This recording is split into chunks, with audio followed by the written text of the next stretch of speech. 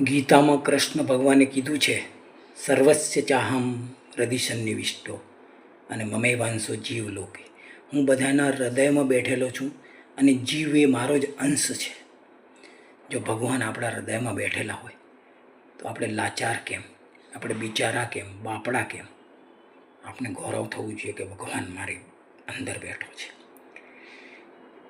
આમ પીએસઆઈનો છોકરો બહાર નીકળે કોલર ટાઈટ કરીને, કેમ કે એમ કે મારો બાપુ પીએસઆઈ છે. અથવા એક છોકરીના લગ્ન નાનપણમાં થઈ ગયા હતા, પણ જ્યારે એ સાસરે ગઈ ત્યારે બધા એને કીધું તારો પતિ તો કલેક્ટર છે. તો એની ચાલ બદલાઈ ગઈ, મારો પતિ કલેક્ટર છે. એવી રીતે એક વખત એક ચારણ મહારાણા પ્રતાપ પાસે બિરદાવલી ગાવા ગયા અને મહારાણા પ્રતાપના વખાણ કરતી એટલી જોરદાર બિરદાવલી ગાઈ કે મહારાણા પ્રતાપ પોતાના ગળામાંથી હાર ઉતારીને પહેરાવવા માટે ગયા. પણ મહારાણા પ્રતાપને એમ થયું કે હું તો સંપૂર્ણ બરબાદ થઈ ગયો છું, મારી પાસે તો કશું આ ચારણને આપવા નથી.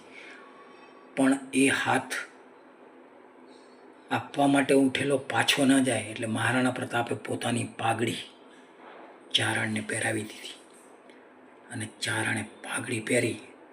અને ચારણનું કામ તો બિરદાવલીઓ ગાવાનું હોય, એટલે મહારાણા પ્રતાપની બિરદાવલી ગાયા પછી અકબરના દરબારમાં બિરદાવલી ગાવા માટે ગયો.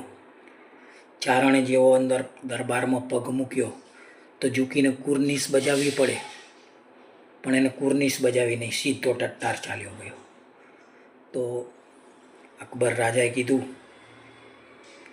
કે તમે ઝૂકીને કુર્નિશ નથી બજાવી, એનું પરિણામ તમને ખબર છે?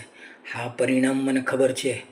વાઢવો તો તમે મારું મસ્તક વાઢી લો, પણ આજે હું ઝૂકીશ નહીં, કેમ કે મારા માથે આજે મહારાણા પ્રતાપની પાઘડી છે જે કોઈની આગળ ક્યારેય નથી ઝૂકી, એટલે હું ઝૂકીશ નહીં.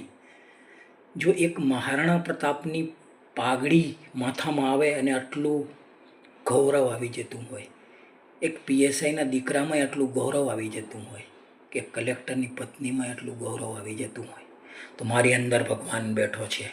હું બિલકુલ બિચારો નથી, હું બિલકુલ બાપડો નથી, એનું મને ગૌરવ હોવું જોઈએ.